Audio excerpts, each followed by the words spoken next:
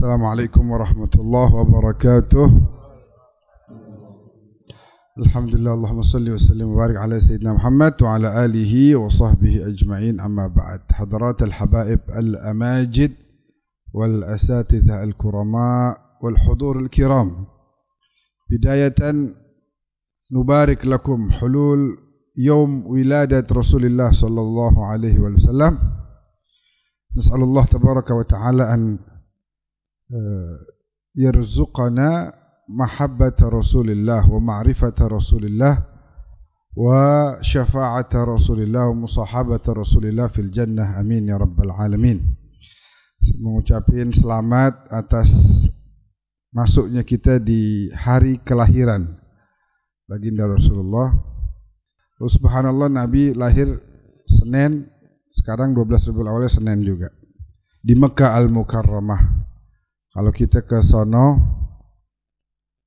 habis selesai umrah, habis tawaf kan sa'i, habis sa'i keluar. Nah emang cuman situ doang pintu keluarnya tuh. Pas keluar ketemu ada kamar mandi.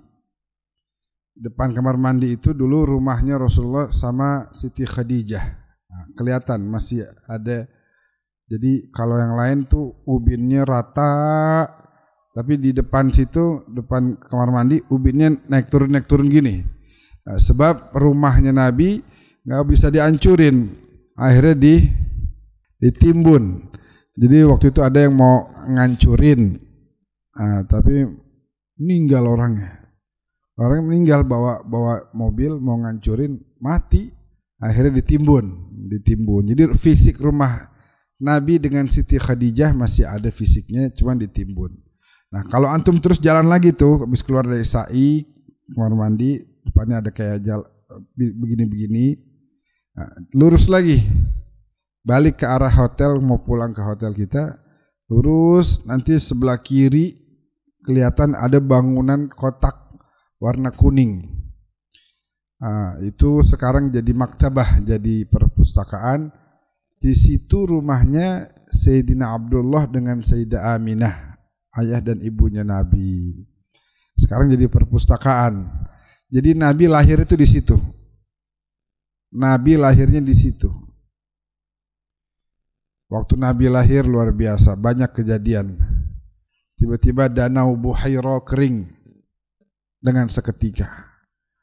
Tiba-tiba patung berjatuhan. Nuqisat, kalau di Mahalul Qiyamnya Diyaul Lami itu ada tuh, nuqisat asnamu syirkin, berjatuhan patung-patung kesyirikan. Kemudian apa lagi? Ada api umurnya dari zaman Nabi Isa. Itu api umurnya dari zaman siapa? Nabi Isa. Itu api nggak pernah padam. Selalu ada yang memberikan bahan bakar. Jadi dikasih bahan bakar, terus dijagain ratusan bahkan sampai ribuan tahun, itu api nggak pernah mati. Tiba-tiba nggak ada angin, nggak ada hujan, begitu Nabi keluar dari rahim ibunda tercinta Sayyidah Aminah, tiba-tiba mati. Dan banyak lagi tanda-tanda kebesaran yang lainnya pada saat lahirnya Rasulullah. Jadi semua nih alam nih berpesta. Alam berpesta. Gimana ceritanya tuh? Patung-patung jatuh, kesyirikan tiba-tiba apinya mati, danau di Buhaira tiba-tiba kering, dan banyak lagi mukjizat-mukjizat lainnya yang ada dimulai dari detik mulai lahirnya Nabi udah kelihatan.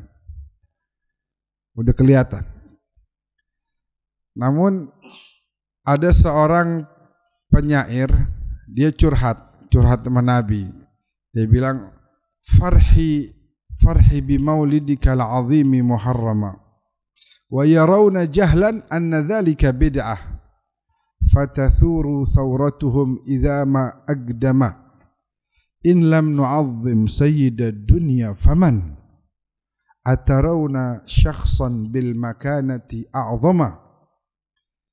in kana madhi fin nabiyyi jarimah wa mu'azzimul hadi ladaikum mujrima la fawalladhi ba'atha an-nabiyya Muhammada inni raditu bi an taqulu mujrima.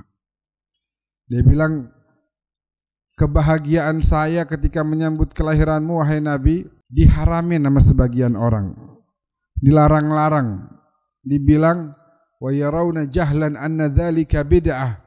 Mereka mengatakan ini bid'ah, enggak boleh ngerjain Maulid Nabi, enggak boleh bikin acara Maulid Nabi, enggak boleh, itu bid'ah. Nah, kemudian beliau bilang fatathuru thawratuhum idza ma aqdama. Setiap datang bulan Rabiul Awal ini mereka kepanasan. Orang-orang yang melihat bahwa Maulid Nabi ini bid'ah, setiap masuk bulan Rabiul Awal kepanasan. Gelisah dia. Ya, ini pada bikin acara lagi dan nih. Bikin acara lagi. Allahu Akbar. In lam nu'azzim sayyidad dunya faman. Kalau kalian larang kami untuk memuliakan pemimpin seluruh alam semesta, terus kami harus muliakan siapa? Kalau kalian larang kami, nih kami mau bikin maulid, mau mengagungkan Nabi, mau menceritakan sifat Nabi, kalian larang, kalau gitu kami harus bikin kegiatan ini, acara-acara buat siapa? At-tarawna syakhsan bil makanati a'zama. Kasih tahu saya kalau emang ada orang lebih mulia dari Nabi Muhammad, kasih tahu saya, biar saya bikin acaranya. Enggak ada. In kana madhi fin nabi jarimah. Kalau memang pujian saya kepada Nabi dianggap jarimah, dianggap kesalahan, wa mu'azzimul hadi ladaikum mujrimah, orang yang mengagungkan Nabi pembawa hidayah menurut kalian adalah penjahat, fawalladzi ba'atha an-nabiyya Muhammadan. Dan saya bersumpahlah atas zat Allah yang mengutus Nabi Muhammad, inni raditu bi an taqulu mujrimah. Saya rela dah dikatain penjahat. Kalau memang memuliakan Nabi menurut kalian ini salah, kejahatan, biarin saya salah. Biarin saya jahat, biarin, enggak apa-apa. Yang penting saya tetap akan menyebut-nyebut nama Nabi besar Muhammad sallallahu alaihi wasallam. Nah, itu kita harus ambil pelajaran yang begitu penting dari situ. Bahwa jangan la nubali, kita nggak usah pusing sama orang-orang. Kita tetap terus lanjut muliakan Rasul. Ini sebab kita bikin begini ini penting, bikin acara maulid sekarang di mana-mana ini penting. Sebab kita perlu, memang di zaman sahabat nggak ada yang bikin acara maulid, memang nggak perlu. Buat apa orang mereka lihat Nabi tiap hari? Kita kan nih banyak yang nggak kenal. Oh iya bikin ini tulis buku tuh ada banyak. Ya banyak yang nggak baca buku. Acara maulid ini kan dalam rangka ingin mengenalkan siapa sosok Nabi. Sahabat nggak bikin, ya mau ngapain bikin? Tiap hari matanya ngeliat Nabi. Gerak-gerik Nabi, episode demi episode kehidupan Nabi dilihat sama mereka. Bukan hanya itu, mereka meminum air yang keluar. Al-ma'u fadha zulalan min asabi'ihi. Air keluar kayak zulal, itu kayak air terjun. Air keluar waktu para sahabat kehausan di tengah jalan, Nabi keluarin untuk mukjizatnya. Nih sini minum nih. Jadi dalam berapa kali kesempatan tuh pernah lewat ada sumur. Nah, kalau ada sumur Nabi nggak ngeluarin dulu mukjizatnya. Minum pakai air dari sumur. Pernah lagi ketemu sumur tapi sumurnya asin, airnya air asin. Nah, kan ada disebutin dalam syair, hadzal ladzi marra fil abari malihatan famajja fiha fasara al-ma'u kal asali. Nabi pernah kehabisan air nih di jalan sama para sahabat. Jadi kalau air yang namanya air di Arab sono zaman dulu padang pasir berharga lebih dari emas. Coba antum bisa bayangkan dalam perjalanan jauh padang pasir kehabisan air, gimana rasanya tuh? Aduh kering. Ada air nih segelas, cuman harganya 1 gram emas, dibayar sama dia. Pasti. Air tuh saking berharganya di sana dulu kayak begitu. Makanya banyak para sahabat, khususnya Sayyidina Ali bin Abi Thalib itu banyak bikin sumur. Di akhir hidupnya juga tambah banyak lagi bikin gali sumur sono, gali sumur sini. Sampai kalau kita mau umroh dari Madinah, itu kita niat ihram di tempat namanya apa? Bi'r Ali. Bi'r itu apa? Sumur. Bi'run bahasa Arab artinya sumur. Karena memang penting orang mendapatkan air. Waja'alna minal ma' kulla syai'in hayy. Orang sehari kagak minum air enggak bisa. Penting air. Nah, itu jadi di antara amal jariah yang sangat penting, kita pernah baca juga di kitab ini, itu menggali sumur atau membuat saluran air untuk daerah-daerah yang kesulitan air. Nah, itu pernah lewat, nah, airnya asin. Terus kata sahabat, ya Rasulullah sayang banget, udah ketemu sumur, udah girang kita, wah bisa minum nih, wah nih kuda kita bisa minum nih. Pas kita ambil asin ternyata. Nabi tanya, yang belah mana itu sumurnya, belah mana? Oh tuh situ. Ayo kita ke situ. Kata sahabat, ya Rasulullah asin. Iya nggak apa-apa, ayo kita ke situ yuk. Apa yang Nabi lakukan? Famajja fiha. Diludahin tuh air sumur sama Nabi. Famajja fiha fasara al-ma'u kal asali. Habis diludahin disuruh ambil lagi sama Nabi, ambil. Udah tadi ya Rasulullah, udah diambil airnya asin. Iya, ambil lagi sekarang. Beda sekarang. Ya khair marhaba. Diambil, diminum, fasaral ma'u kal asali, airnya berubah manis, bahkan lebih manis dari rasa manisnya madu. Shallu ala Nabi Muhammad. Nah, sekali waktu sumur kagak ada. Ya khair marhaba. Kalau gitu Nabi keluarin air dari tangannya. Al-ma'u fadha zulalan min asabi'ihi. Keluar tuh air. Sahabat minum. Ada satu sahabat namanya Sayyidina Jabir bin Abdullah al-Ansari radhiyallahu anhu wa ardah. Dia minum air dari tangan Nabi sampai lama banget. Yang lain pada ngantri. Udah dong gantian. Tar dulu katanya. Tar dulu. Minum sampai tuh air keluar dari mulutnya udah nggak bisa masuk lagi. Jadi seluruh tubuhnya udah keisi air udah. Orang tanya, kenapa ente begitu? Cukup minum udah selesai, hilang ausnya selesai. Oh enggak, lain, ini air lain. Ini air lain kata Jabir. Nanti kan dapat lagi air, kita juga bentar lagi ketemu sumur, bentar lagi ketemu air minum. Oh iya lain, itu air biasa. Ini air keluar dari jarinya Rasulullah. Coba bisa dibayangin. Jari yang terus angkat tangan doa sama Allah munajat. Jari yang terus digunakan membantu orang lain. Jari tangan yang terus digunakan untuk mencintai, menyayangi orang lain. Makhluk-makhluk Allah Subhanahu Wa Taala. Ini nggak keluar setahun sekali. Ini jarang-jarang keluarnya kata Jabir. Jadi kudu dimanfaatin. Begitu.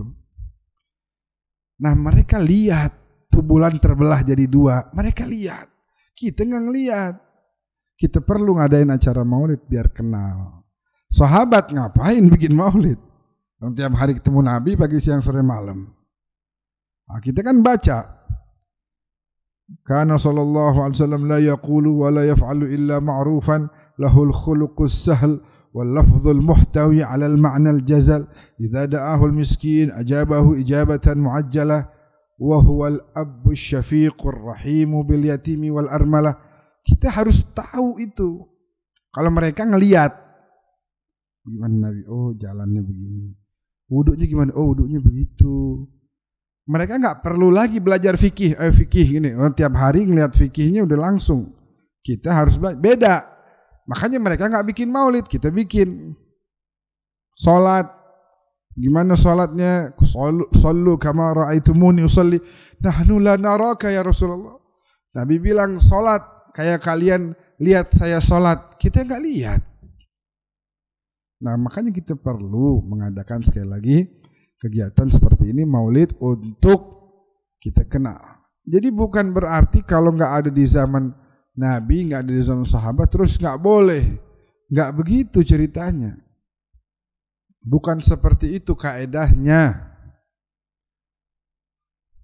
Karena banyak sekali hal-hal yang tidak ada di zaman Nabi tidak ada di zaman sahabat, tapi ada di zaman kita dan satu hal yang baik, satu hal yang positif.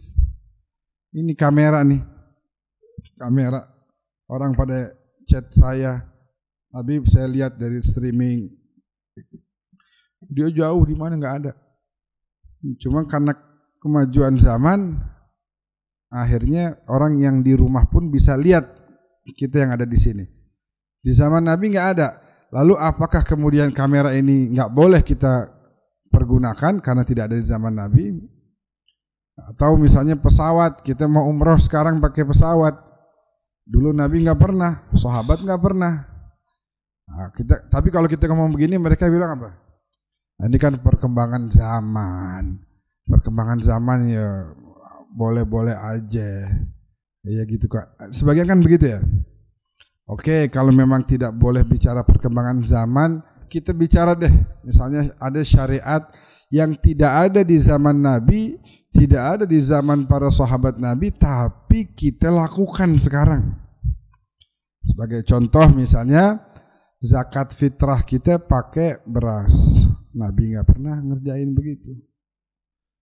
Ada pernah Khulafaur Rasyidin ngerjain zakat fitrah pakai beras? Nggak pernah. Terus ini kita kenapa pakai beras? Ini syariat loh, zakat. Ini rukun Islam. Kenapa harus beda sama Nabi? Kenapa nggak ikut aja? Nabi pakainya apa sih? Oh korma. Ya udah zakat pakai korma, kenapa? Pakai gandum. Nabi zakat pakai gandum. Kita kenapa nggak pakai zakat? Nggak pakai gandum zakat fitrahnya? Ini syariat loh ini. Kalau tadi kita bicara kamera, bicara apa lagi? Pesawat, mungkin itu teknologi perkembangan zaman. Tapi ini syariat. Syariat di mana di zaman Nabi bayar zakatnya itu waktu zakat fitrah nggak pakai beras. Kita di sini pakai beras. Berarti kita di sini ahlu bid'ah semuanya nih. Ahli bid'ah. Kullu bid'atin dhalalah. Setiap bid'ah itu sesat. Wa kullu dhalalatin, dan setiap yang sesat di neraka tempatnya. Nah, siap-siap dah pada nih. Kalau menurut pandangan orang yang melihat setiap apa yang tidak di zaman Nabi itu bid'ah. Jadi tidak begitu. Kenapa kita membayar zakat fitrahnya pakai beras? Karena kita belajar fikih, belajar ilmu fikih. Ada namanya, ada belajar juga maqasidus syariah, tujuan syariat. Belajar juga dalam usul fikih itu ada namanya al-muqaranah. Ada bab muqaranah di situ tentang muqaranah. Maqasidus syariahnya zakat apa? Tujuannya zakat apa? Musa'adatul fuqara, bantu fakir miskin. Kita kenapa zakat? Karena kita mau membantu fakir miskin. Itu tujuannya tuh. Nabi suruh kita melalui firman Allah tentunya untuk zakat agar kita membantu orang fakir miskin. Baik, itu deh, satu selesai. Ternyata zakat adalah membantu fakir miskin. Sekarang kita belajar dalam ilmu usul fikih ada namanya muqaranah. Diperhatiin. Kira-kira kenapa Nabi waktu itu bayar zakatnya pakai kurma atau gandum? Kenapa? Oh, ternyata itu adalah makanan pokok di Arab sana. Makanan pokoknya adalah itu. Kita di sini makan pokoknya apa? Beras. Lu pada makan beras lu? Nasi ya. Makan beras nih, Husnul, Masya Allah. Kayak debus makan beras. Nggak perlu dimasak. Makanya nasi terbuat dari beras. Bukan makan beras loh.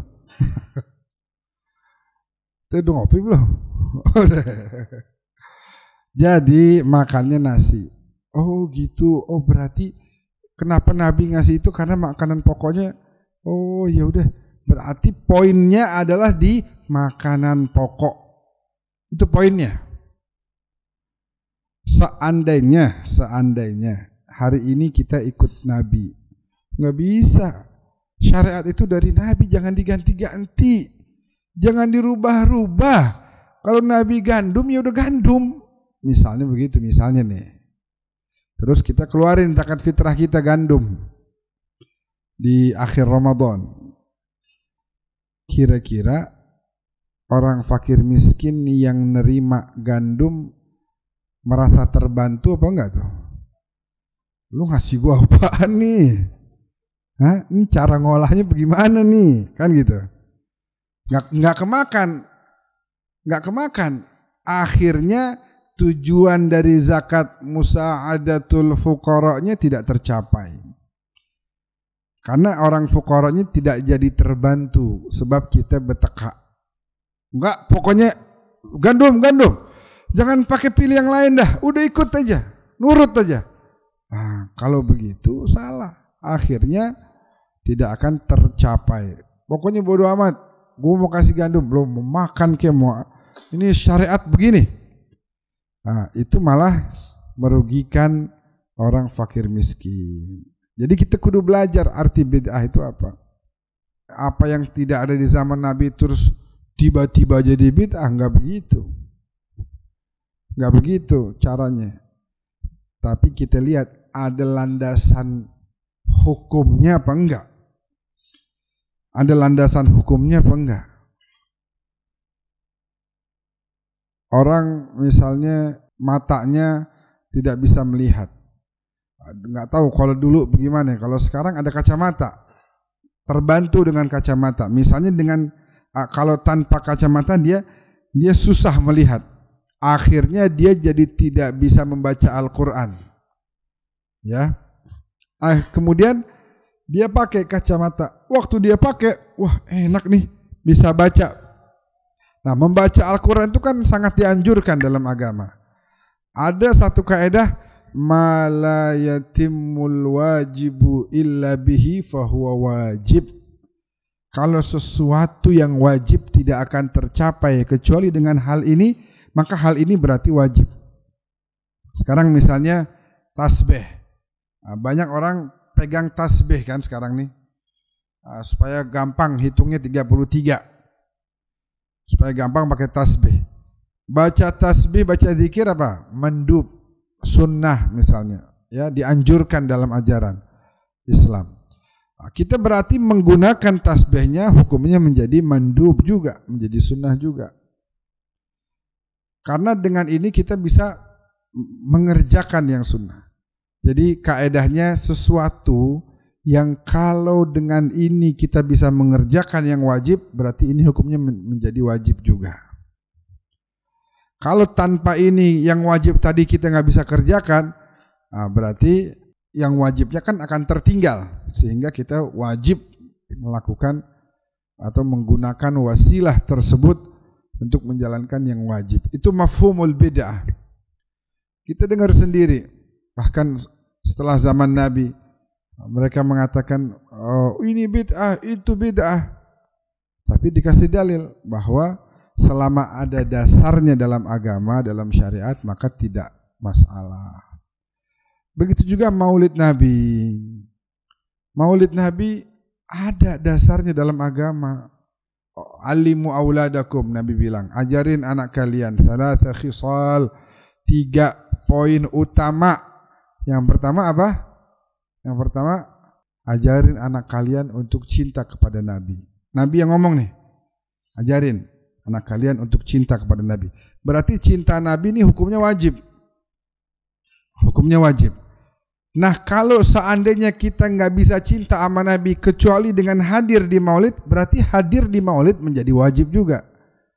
Kayak di maulid tiba tuh, walau anna amilna kulla yaumin li Ahmad maulidan qad kana wajib. Kalau seandainya saya bikin kegiatan maulid ini saban hari, itu mah udah jadi satu kewajiban. Sebab maksudnya tuh dengan begitu kita bisa menggapai kecintaan kepada Nabi. Oh, lihat penceramah Rasulullah begini, Rasulullah berkorban demi kita, beliau sejarah hidupnya begini begitu. Nah, kita yang mendengar terus kemudian tumbuh cinta. Belum lagi kita dengerin Mahalul Qiyam, Ya Nabi salam alaika. Itu di Ciracas nih teman-teman tahu nih. Majelis Ciracas ada satu jamaah kita namanya Wahyu. Itu orangnya Masya Allah. Bener-bener nih, Anda bukan mau ngomongin orang, tapi buat jadi pelajaran buat kita. Tiap hari itu kita ngobrol terus sama dia kita. Itu asal udah mahalul qiyam dia merem dah. Padahal jauh dari agama ini orang. Orang jauh dari agama. Tapi dia merasakan dengan hadir di pengajian maulid keindahan, ketenangan, jiwanya tenang, bahagia, tentram, dia merasakan. Dia sampai ngeluarin air mata depan saya. Jadi kalau lagi maulid pengajian ini saya, dia di sini. Ini tim hadrah di belakangnya. Nggak ngelihat. Saya yang ngelihat.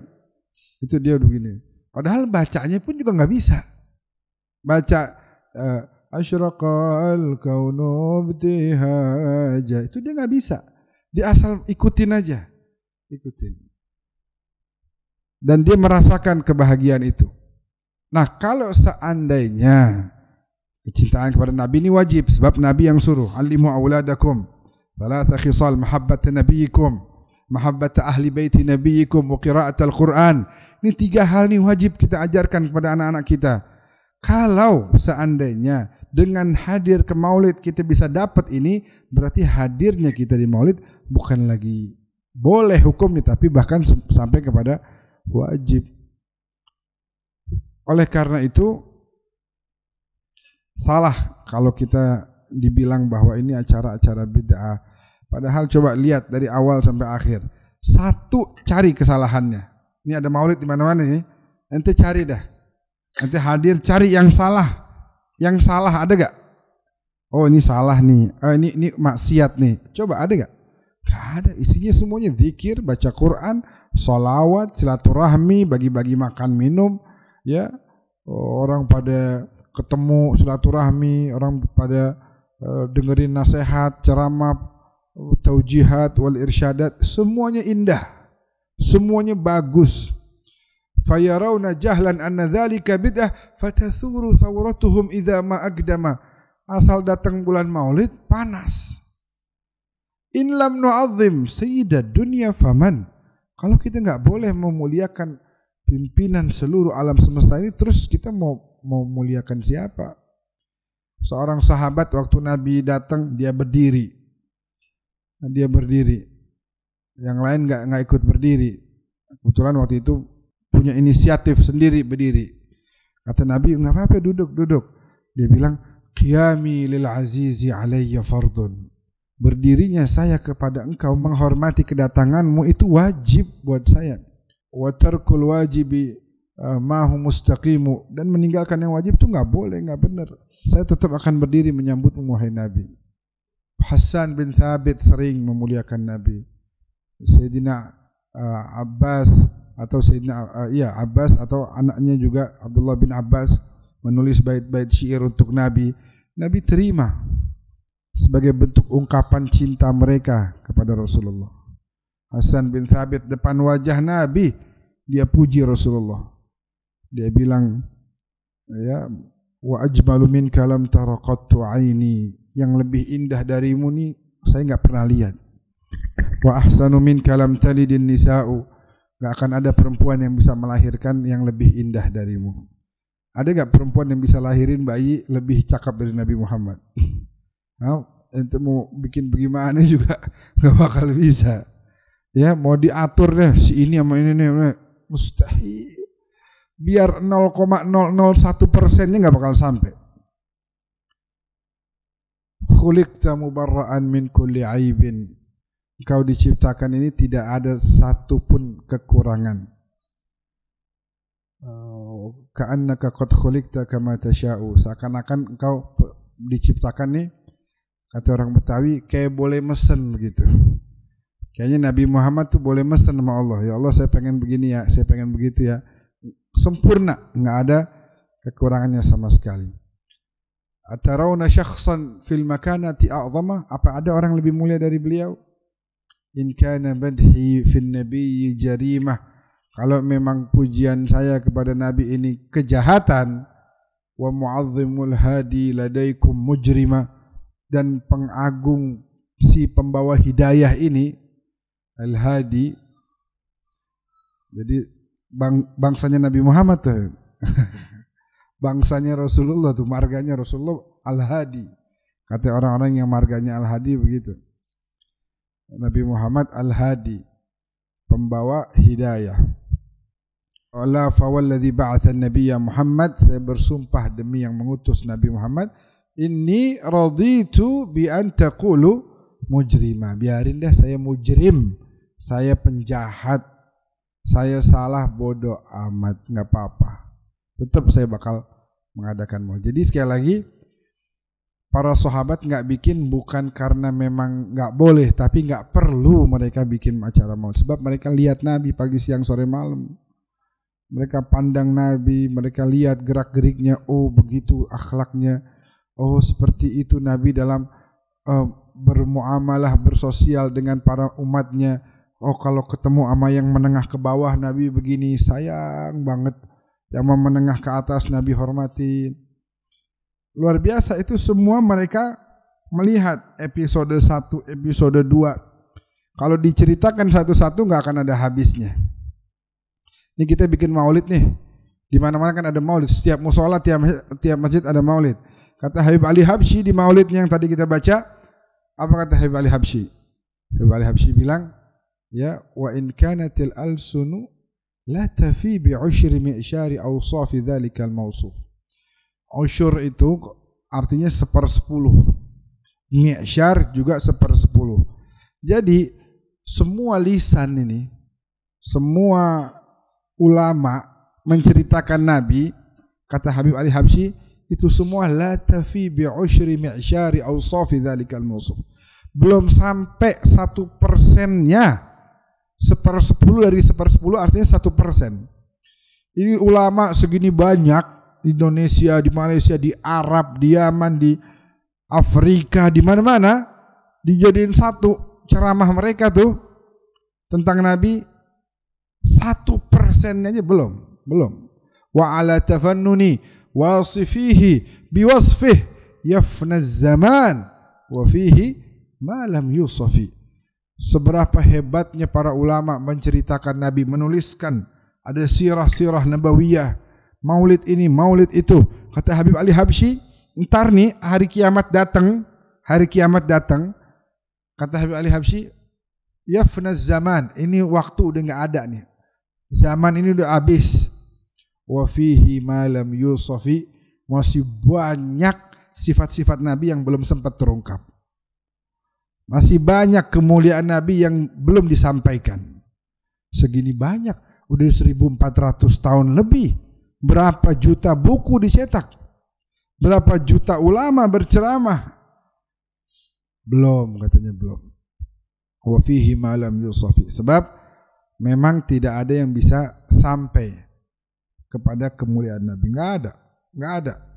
Hanya Allah yang mengetahui kebesaran, keagungan baginda Rasulullah sallallahu alaihi wasallam.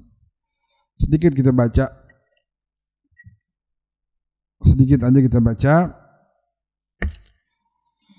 kutub Al-Imam Hujjatul Islam Al-Ghazali rahimahullahu wa nafa'ana bihi wa bi'ulumihi fid darain. Bismillahirrahmanirrahim. Radhiyallahu ankum qala Sayyiduna al-Imam Abdullah al-Haddad radhiyallahu anhu akibba ala mutala'ati kutubil Imam al-Ghazali. Kata Imam Haddad, perbanyaklah membaca kitab Imam Ghazali. Dulu kita pernah ngaji kitab Al-Ihya sama Habib Abu Bakar sekian tahun begitu. Itu kitab beliau yang paling beken dah, paling keren. Fa innaha fil kutubi kal khusari fit ta'am. Jadi ada menu lauk paling enak, ya. Kata Imam Haddad, kitabnya Imam Ghazali dibanding kitab-kitab yang lain itu seperti menu paling enak, makanan menu yang paling enak dibanding menu-menu yang lain. Apa menu makanan enak apa? Maksudnya makanan yang enak apa? Ini belajar chef dia nih. Biasanya. Ini belajar chef ya. Apa makanan yang enak apa? Padang. Nanti lapar. Padang. Menunya lauknya apa? Kikil, daging, waduh. Nah, dibanding sama yang lain-lain, ini kan istimewa nih makanan. Nah, kitab Imam Ghazali dibanding kitab-kitab yang lain seperti itu. Nah, itu sebagai contoh aja. Masing-masing tentu punya menu favorit kan. Ada yang menu favoritnya nasi mandi pakai kambing, ada yang nasi padang dan lain sebagainya. Bal a'la min dzalik, bahkan lebih tinggi lagi dari itu. Fa inna ta'ama idza lam tashtahihi taraktahu ila waqtin akhar. Karena makanan misalnya padang tadi yang Habib Hussein bilang. Ketika suatu hari Habib Hussein lagi enggak selera,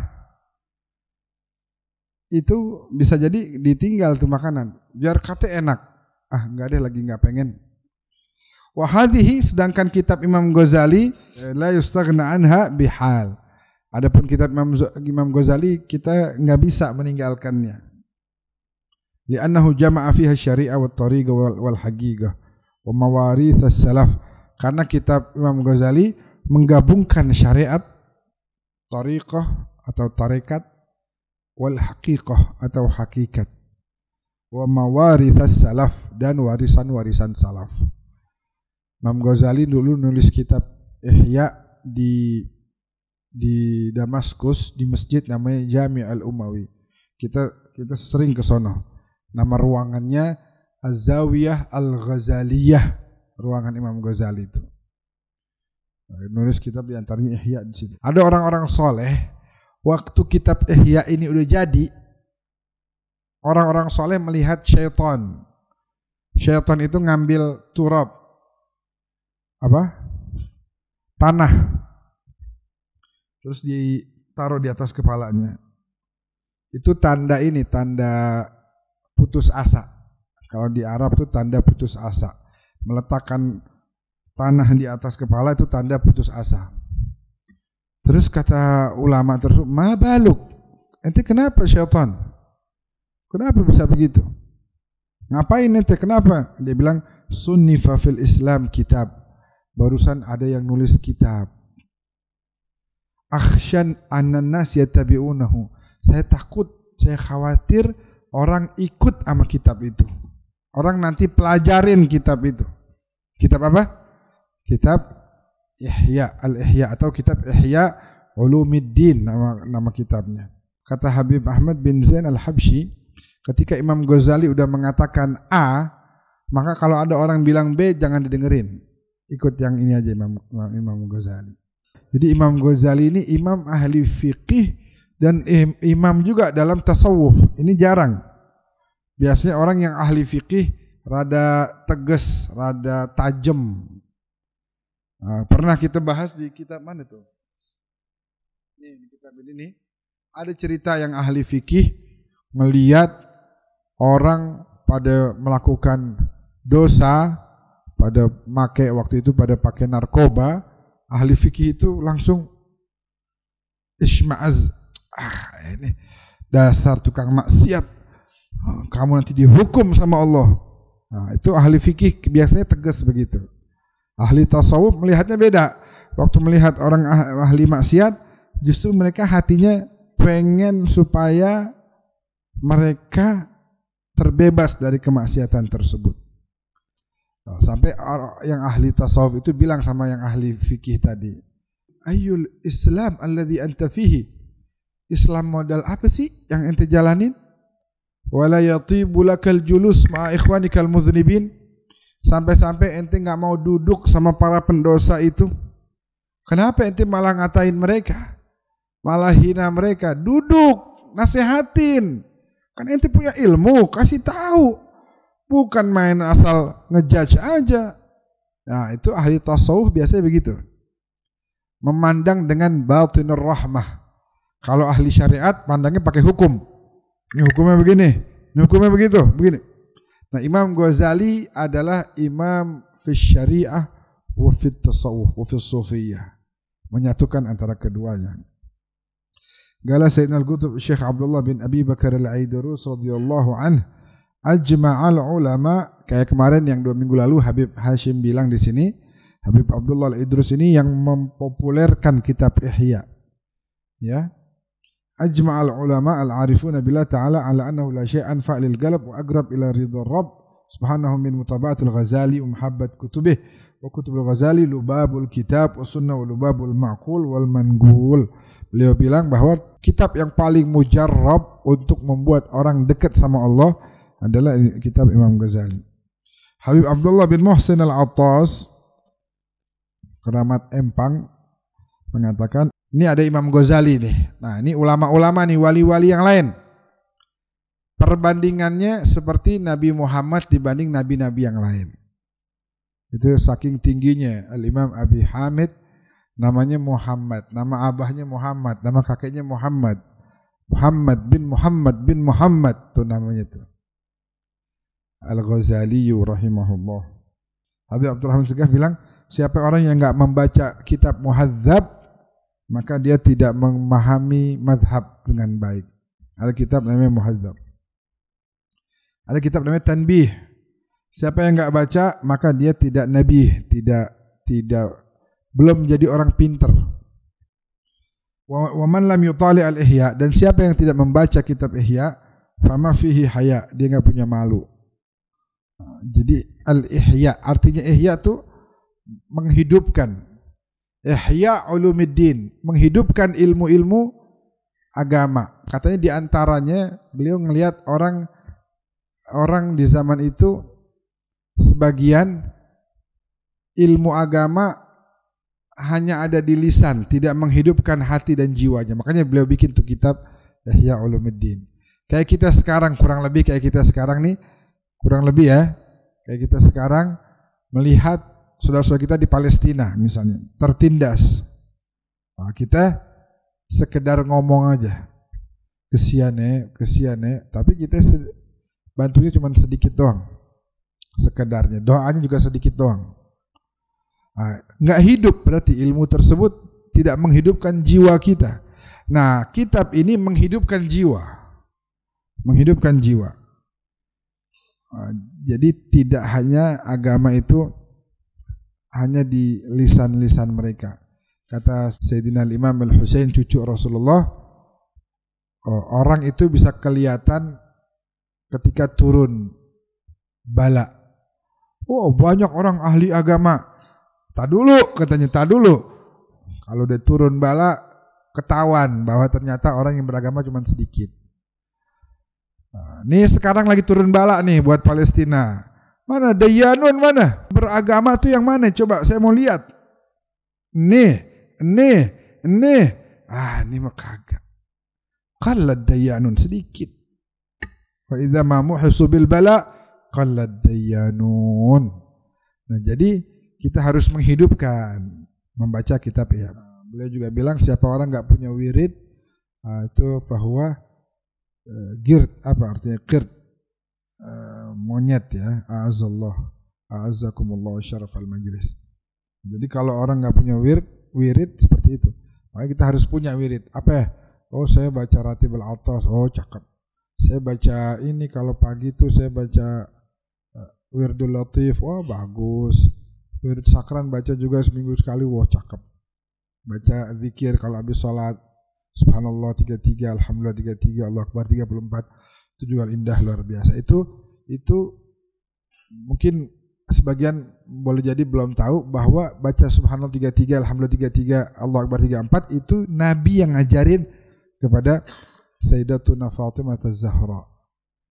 Jadi harus kita baca habis sholat, kalau bisa sebelum tidur juga bagus banget itu.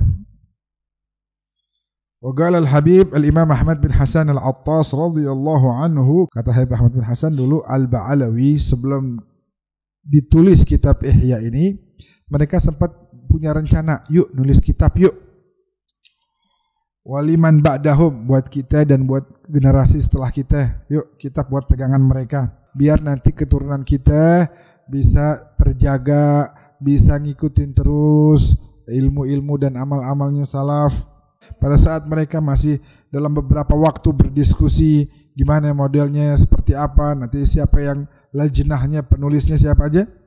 Wasala ilaihim kitabul ihya. Tiba-tiba nggak lama dari situ terbit kitab al-ihya, ditulis dan sampai kepada mereka. Fa'ajabahum, dan itu membuat mereka senang, mereka takjub, mereka setuju dan merasa cukup. Nggak perlu bikin kitab lagi. Wallahu a'lam bissawab.